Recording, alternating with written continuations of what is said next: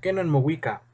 El día de hoy vamos a estrenar una nueva serie acerca de poesía en náhuatl o cantos en náhuatl, tanto para realizar ceremonias o temazcales o pues cantos que se forjaron por los grandes sabios de la antigüedad. Hoy vamos a ver un canto muy popular en nuestra sociedad, aparece incluso en los billetes de 100 pesos, obra del señor Nezahualcóyotl, y que todo el mundo conoce en castellano, pero que casi nadie conoce en lengua náhuatl, que es la lengua original de donde surge. Como tal no lleva un título, así que por eso no lo hemos puesto, pero el canto íntegro es el siguiente. Nehuatl nictlazohtla insensontototl iquic. Nehuatl nictlazohtla initlapal inchalchihuitl. Iwan ipopoch inxochitl.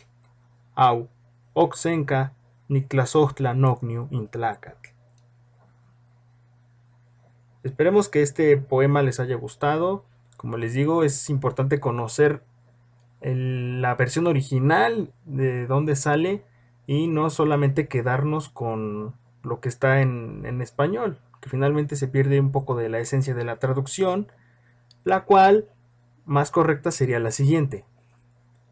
Amo el canto del ave sensontle. Amo el color del jade o de las piedras preciosas en general. Uh-huh. Y amo el aroma de las flores.